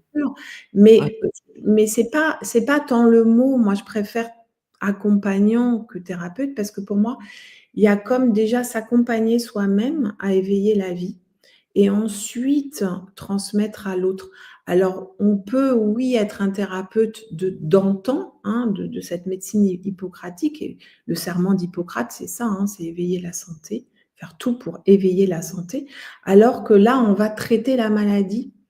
Et si on traite la maladie, on la renforce. Donc, si quelqu'un vient et dit « oui, je suis thérapeute, je vais traiter ce que tu as, je vais traiter tes blessures, je vais traiter… » Là, on s'y perd en fait, surtout qu'en général, le thérapeute, il n'y en a pas encore énormément qui ont éveillé cette vie et ce vivant. Mais ce mot peut aussi évoluer vers quelque chose de beaucoup plus vivant, beaucoup plus… Parce qu'avant tout, c'est effectivement, je prends soin de l'autre dans le fait de l'accompagner à éveiller la santé, donc la vie. Voilà. Donc, c'est qu'est-ce qu'on y met derrière, en fait. Peut-être un de ces jours-là, c'est pas idiot de faire un truc spécial pour les thérapeutes, parce que je sais que vous êtes nombreux aussi à nous écouter et qui exerçaient dans ce domaine. Donc, il serait bon effectivement qu'on puisse un jour proposer quelque chose pour vous.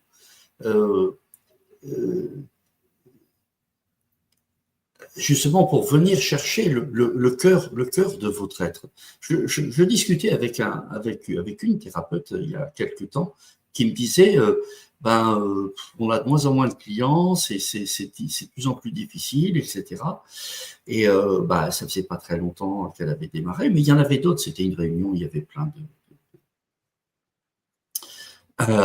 bref. Et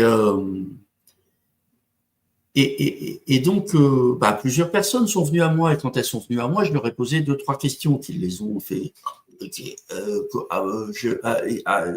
Bon. Et donc là, sur le plan spirituel, ça se voyait qu'ils n'étaient pas très, très calés. Et en fait, c'est vrai que si on fait une initiation Reiki, après on fait du Reiki. Si on fait une initiation, je sais pas, EMDR ou enfin bref, il y a plein de techniques possibles et inimaginables. Ça aussi, c'est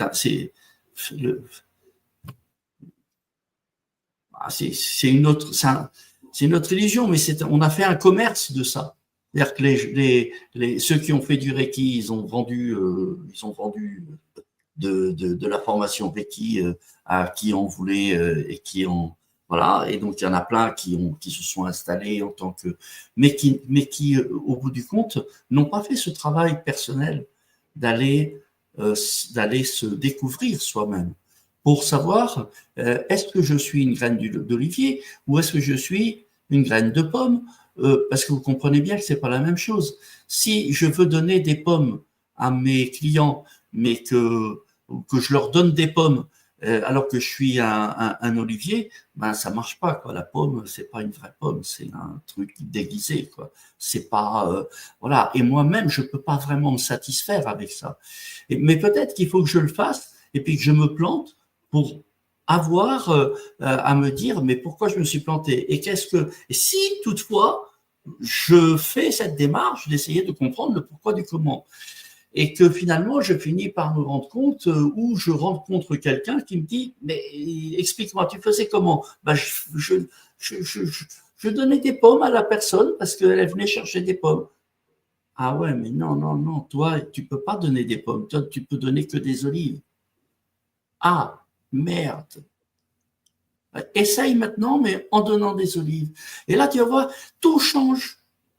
Parce que tu vas effectivement rencontrer des gens qui ont soif d'olives et à qui tu vas pouvoir donner tes fruits et qui vont te regarder. Juste le fait d'apprécier tes fruits, parce que c'est ce qu'elles sont venues chercher. Vous comprenez que quelque part, il n'y a même pas besoin de faire du marketing, il n'y a même pas besoin de faire de la publicité. Moi, je connais des thérapeutes, ils ont 5 mois de rendez-vous devant eux. Ils sont pleins. Et ils veulent pas travailler plus de 3 jours par semaine parce que c'est rempli, c'est bondé et ils ont leur vie aussi.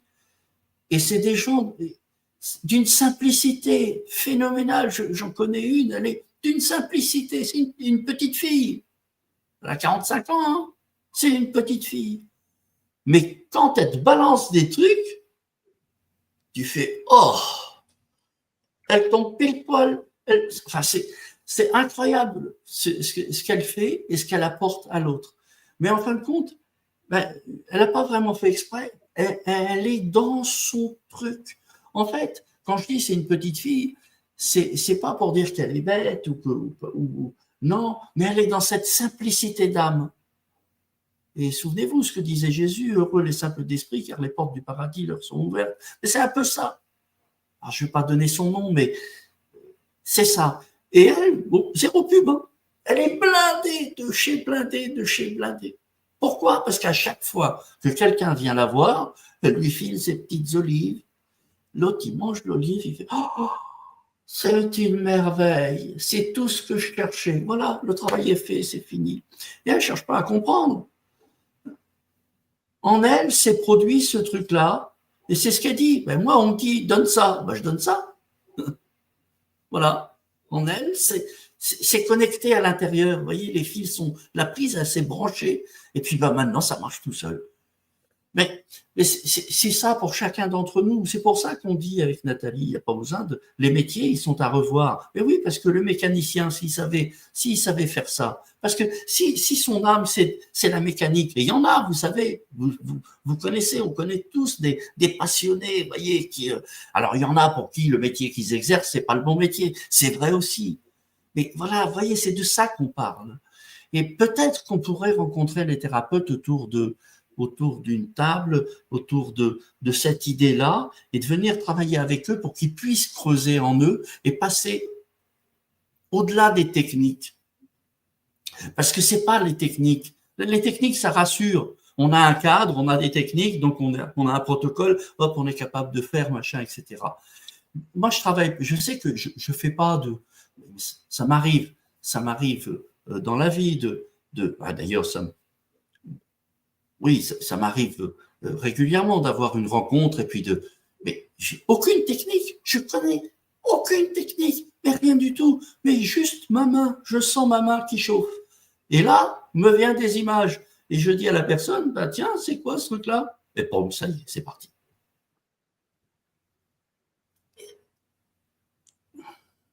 Et puis il se passe un truc. Et ça dure 2 secondes, 3 secondes, 4 secondes, 5 secondes, 10, 20. Même pas une minute, et hop, on est passé à autre chose. C'est fini, on parle d'autre chose, terminé. Et je vois bien qu'il s'est passé un truc. Voilà. Vous voyez, c'est le côté magique de l'histoire, parce que il y a de la magie aussi qui se passe, mais sans baguette magique, sans magicien. C'est c'est là. Enfin voilà, bon, allez, on va pas refaire une Quand soirée. ça émerge, en fait, quand vos dons, vos talents, vos potentiels émergent, ça se fait naturellement. Et effectivement, il n'y a plus besoin d'être dans un égrégore de Reiki, de Lao-Chi, de trucs machin. Quand ça part d'un espace de vie et de vivant et d'un talent qui est le vôtre, que vous soyez boulanger, que vous soyez n'importe quoi. Mais faire une baguette de pain, c'est de l'alchimie. Et puis quand vous faites cette baguette à partir d'un espace de vivant, ben, l'autre reçoit ça. La baguette, elle est riche d'esprit, de vie, de vivant. Qui dit c'est l'âme agit, c'est exactement ça. Quand c'est l'âme qui agit, tu es dans la justesse. Bon, on en parlera justement à l'atelier dont Oui. vous avez le lien qui se trouve sous la vidéo. On en parlera à l'atelier donc le lundi 13. Et puis, voilà, on en parle régulièrement sur ADN. Donc surtout, mettez des pouces aussi en bas. Abonnez-vous à la chaîne si vous n'êtes pas abonné pour être au courant. Inscrivez-vous sur le site ADN pour recevoir nos mails et nos informations régulières. Et puis, voilà, des soirées comme ça, on en passera d'autres. Vous voyez, regardez, la passion, elle est là. Et vous croyez que j'ai fait une formation pour faire ce que je suis en train de faire là ce soir, j'en ai pas fait. Et puis Nathalie, elle en a pas fait non plus. Mais ça coule de là. Vous croyez qu'on a été préparé, écrire des choses, etc., pour ensuite venir vous le répéter? Non, c'est comme ça. Ça vient de là. Voilà. Et pour tout le monde, c'est possible. Je vous souhaite le meilleur. Merci Nathalie. Merci Joao, merci à toutes, à tous. Et puis voilà, on se retrouve à l'atelier du 13 et auparavant, bonne écoute pour le chant. Voilà. Bye. À bientôt. Ciao, ciao.